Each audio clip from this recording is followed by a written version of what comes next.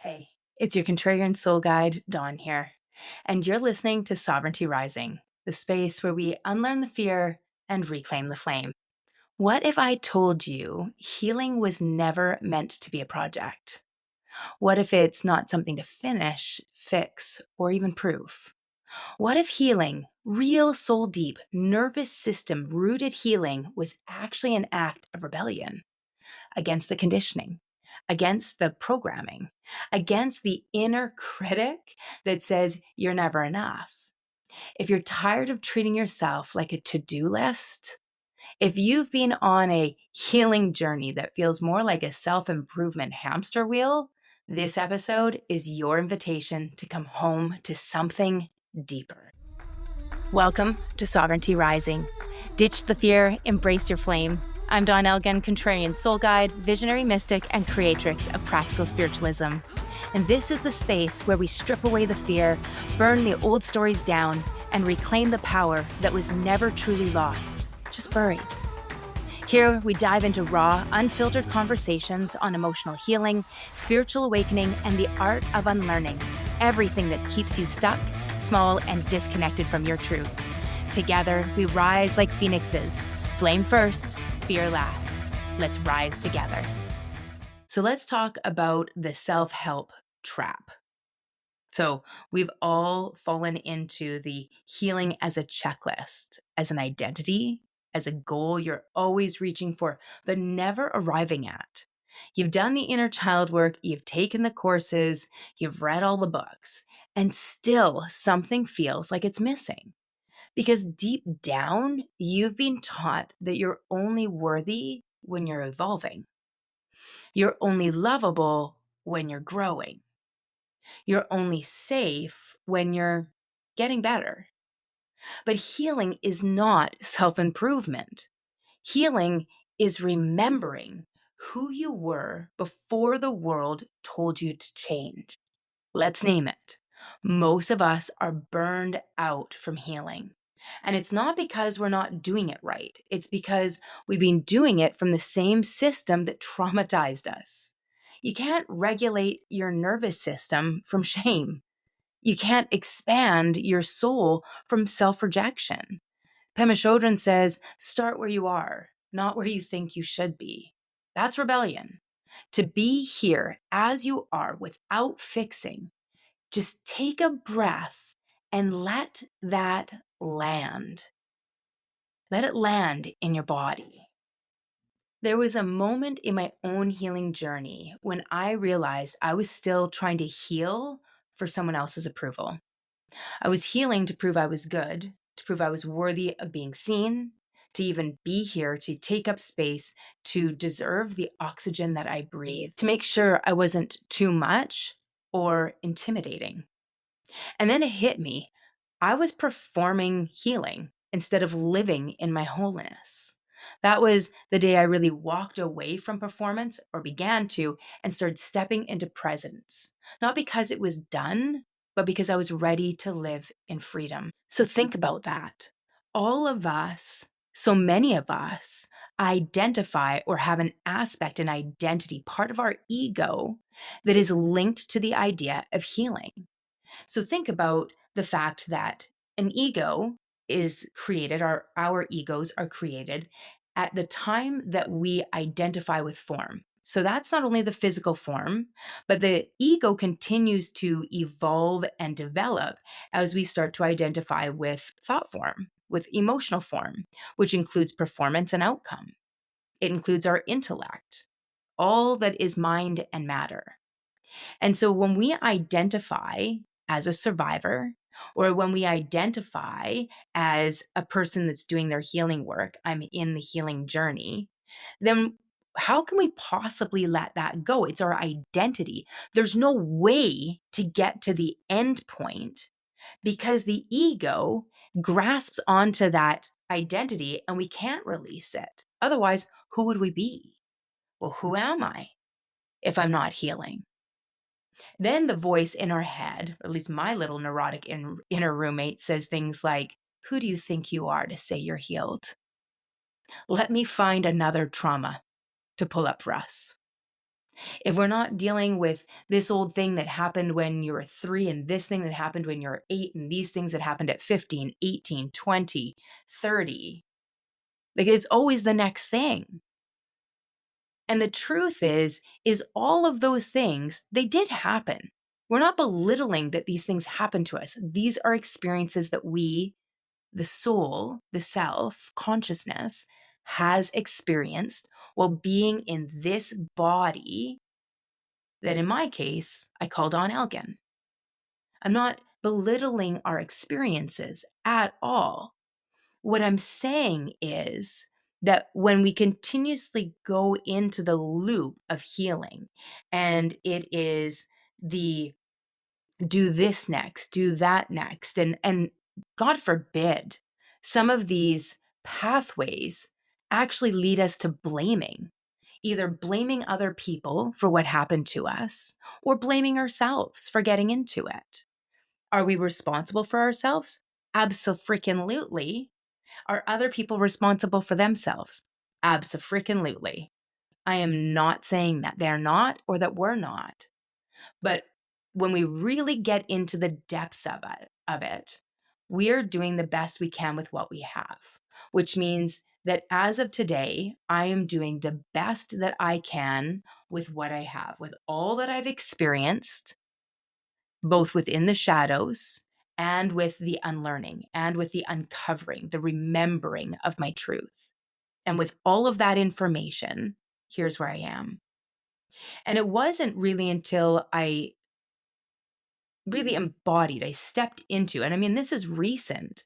I stepped into and owned my role, my vocation, my contract in this lifetime as the contrarian soul guide, or a contrarian soul guide, which really is a spiritual coach. And it was hard for me. I've been a certified spiritual director for 5 years, and I didn't want to tell people. I felt very vulnerable. It felt like it was too real, too true. And I had no armor on if I owned that role. And don't get me wrong, even those are part of our ego identity. Our ego's not wrong. It's our physical experience in this world. But we do want to understand that we don't need to heal. We don't need to be fixed. We need to let go. And we need to remember the truth of what we are, the truth of what is available to us. This year, I have been studying the Bhagavad Gita again, and I love the translation by Eknath Easwaran, who used to be a professor at Berkeley. And he does a beautiful job. You can tell that he was really devoted to this work, to this piece of work throughout his life. And today when I was reading, I was on the verse of the field and the knower. And the field is our body. It is the mind, the ego, or what in Hinduism they call prakriti, which is like the object, the everything that is mind and matter. And the knower is the self, the soul, or consciousness, the subject.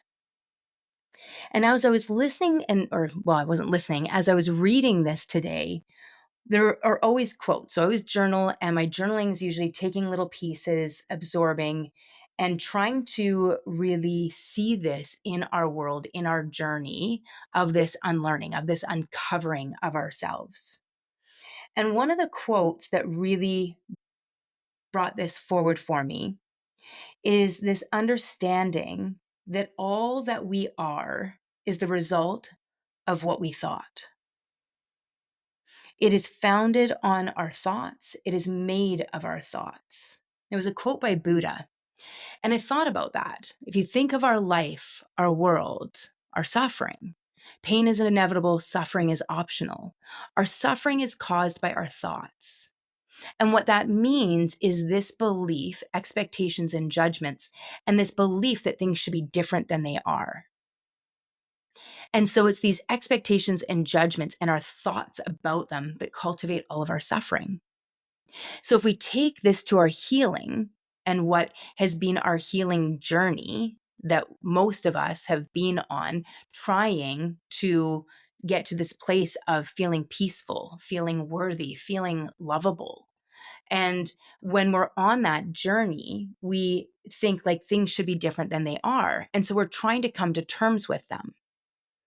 And so, Byron Katie's work of Loving What is a beautiful piece of work of really coming into acceptance. Eckhart Tolle's work, The Power of Now, really just letting those pieces go and only being present in this moment. And when I was listening or reading this morning, I was thinking about how this all comes to be and how our thoughts create our physical experience. And so even if we take it into our physical healing journey, a lot of people come to me, clients, and they'll come to me when that something is so intolerable, they can't handle it anymore. That's usually when they either get sent to me or they'll seek me out in my energy work. And when we're dealing with that energy work, they'll say to me, I've got indigestion issues or stomach issues. And I'm like, okay, well, what in your life are you not stomaching right now? And you ask a question in such a way that there's this link that starts to happen between our psychosomatic, so our thoughts, and our physical body. And that's why I love the work that I do, is because once we start seeing the link, we start understanding it wasn't necessarily the trauma itself that caused the problems we're having now. It is how we didn't process it, how we continuously have thoughts about it, and we're encouraged to have thoughts about it. We are unfortunately in a world that profits from us being sick. It profits not only in pharmaceutical, it profits in trying to create longevity, in creating health, creating wellness. There's a lot of profit to be made in us really staying sick or in a constant state of chasing wellness. And none of that gives us a sense of freedom. And the other quote that was there this morning that really got me was this piece where it says, "Nothing exists without the spiritual basis of the self, and nothing could develop in a manifest form without mind and matter, or prakriti." And I was thinking about that. So here we are, the self, the soul, the light, the essence, the current, you can call it all different things depending on where your zone is. And the word doesn't matter. A lot of times we get so stuck on these words like God, universe, source. There's so many others out there, and it doesn't, because silence is the language of creation. And the word is only important to us. And when we get stuck on the word, we can't expand beyond it. So I'm going to encourage you or challenge you to let go of any identity you have to words or titles or forms, and understand that those grippings, those holdings, are part of what keeps us stuck. And so the more that we can be more in reverence, I intermix those terms all the time. And I intermix those terms purposely because I don't want to become attached to one term for all that is space, that is life, that is the foundation of what we are, the current, the force that runs through us. We are each a divine aspect of creation. And that's the part that is important for us to remember. That is our intrinsic purpose. There is nothing more important that we can do in this world, in this lifetime, than know thyself. Who am I? Beyond the body, beyond mind, beyond actions, beyond doing, who am I? And when we get to the bottom of that, we can place our hands on our heart, and it is, I am that. I am creation. I am love. And when we get to those places, all the past gets to fall away. They were experiences. And they're there with a purpose, and that purpose is to help us have wisdom, to be able to support and help others. And so the first purpose is know thyself. And then our second intrinsic purpose is to help others do the same. And we do that in our own unique way. So often we get stuck on our outer purpose and we think, oh, my purpose is this job or this vocation, to be a contrarian soul guide. as a label that I had to really take time and process and understand that it was linked to my second intrinsic purpose.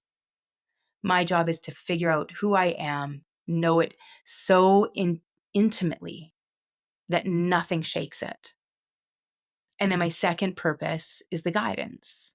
Now, in my case, I have been guided, been nudged, been open to creating that as my outer purpose as well, which is very secondary. That extrinsic purpose, how I show up in the world. But it's not so much that I'm a contrarian soul guide.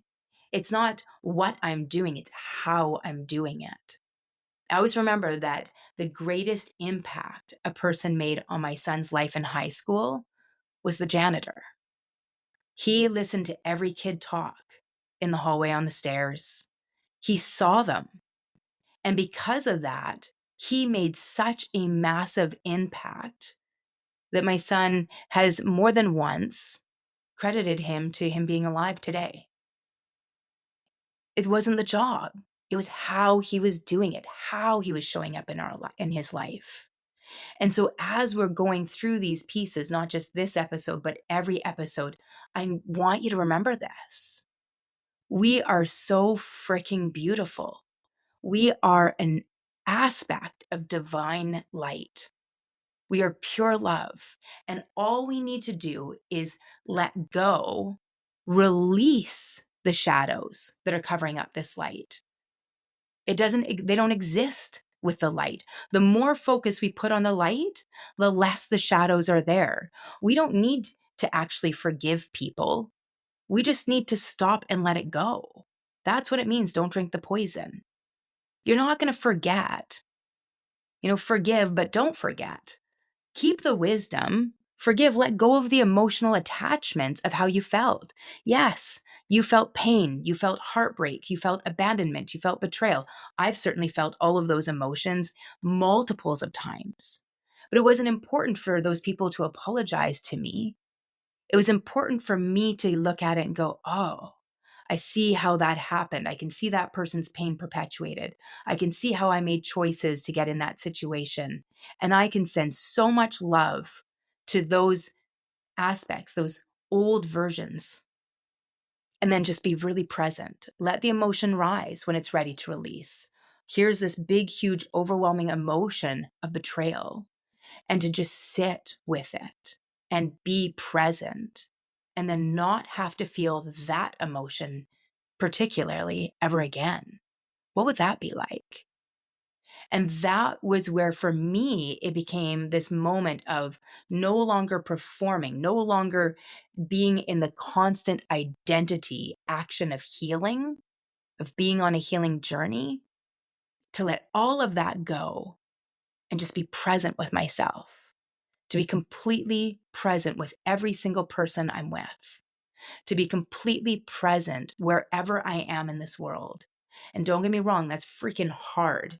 It's hard to be present sometimes when for myself, I was just recently in Spain, and be present in Spain when I'm thinking like, oh, I should make sure I share the podcast. I should make sure, I'm talking in my Facebook group. I should make sure I'm doing all of these things.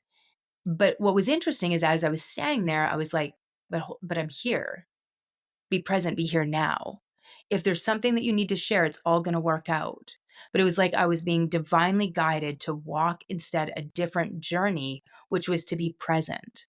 I'd still think of everybody and send love to everybody, but I needed to be present.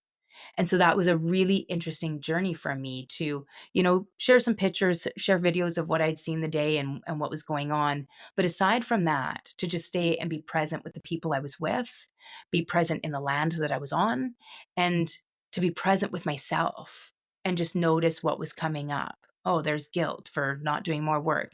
And of course, because I've identified for years as being, a triple A type personality, a control freak, and having to let all of those identities go just so I could be essence.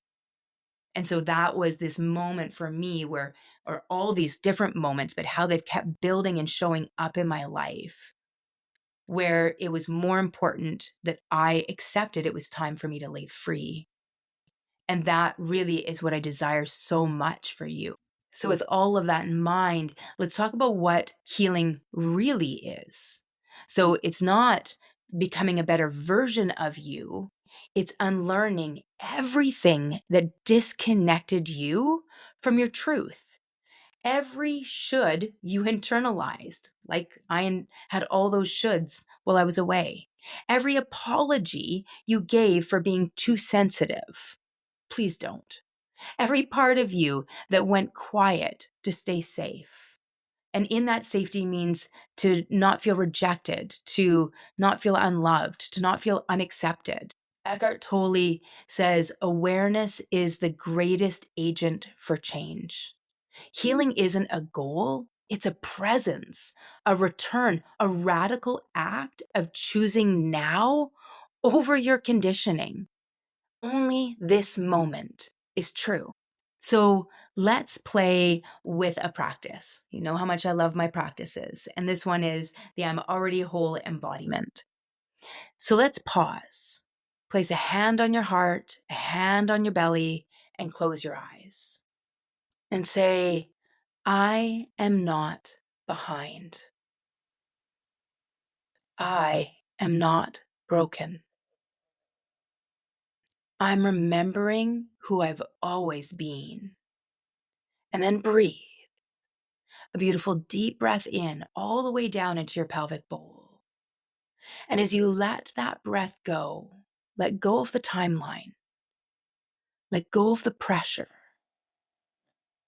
Breathing in, breathe all the way down into your pelvic bowl and come home to yourself. Come home to presence. This is healing. Not what you're doing, but what you're being. Breathe into that. Let it absorb. Let's stretch you with a question. Who would you be if you never healed another thing, but fully owned who you are? Could you love yourself today? Could you lead from your now? Could you live with your soul online, even if the wound wasn't fully gone? That's the rebellion. You stop waiting for permission.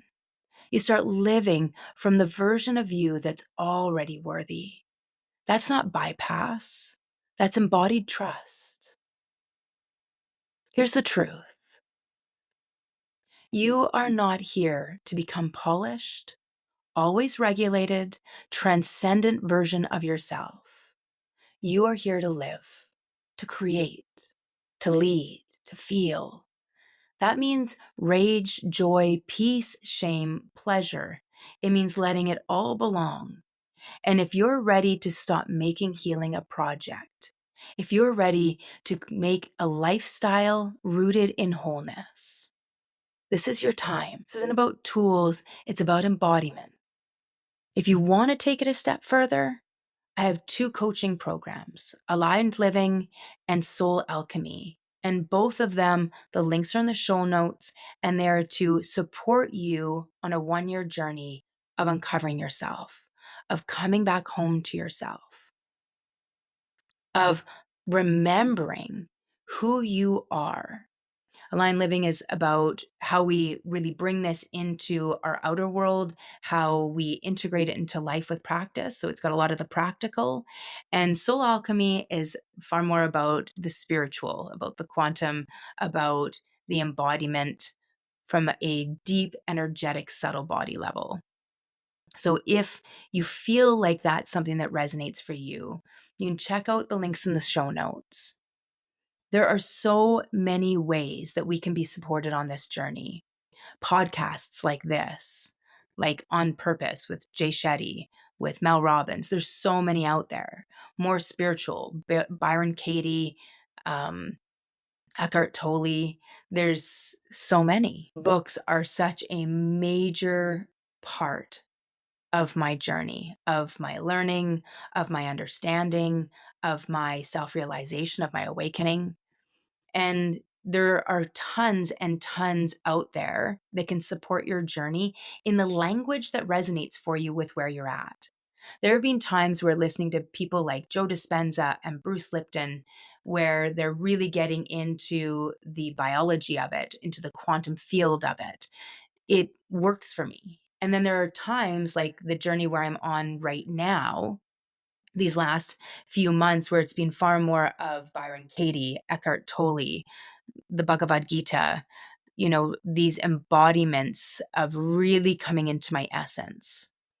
And if you want any sort of recommendations for books or anything like that, then don't hesitate to reach out to me and give you tons of resources. Actually, if you join my email list or you join us in the Awakening Circle on Facebook, on Wednesdays, Wisdom Wednesdays, I always share a book or a podcast, something that has really been part of my journey that really helps me anchor in, not only root down into this earth, but also anchor up into the ethereal, to tether myself in both realms to help me with this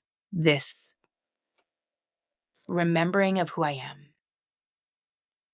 So I really want you to ask yourself this week, where have I made healing a task instead of a truth? Where am I ready to stop fixing and start living? And speak this over yourself. I'm not a project. I'm not behind. I am not broken. I am free. That's rebellion. That's embodiment. That's sovereignty. Until next time, feel it all. Breathe through the noise and trust the truth rising in you. I see the light in you, and it is freaking brilliant. I'm so excited for you to see it too. You are not broken. You are not too much. You're remembering who you've always been, and this journey is just getting started.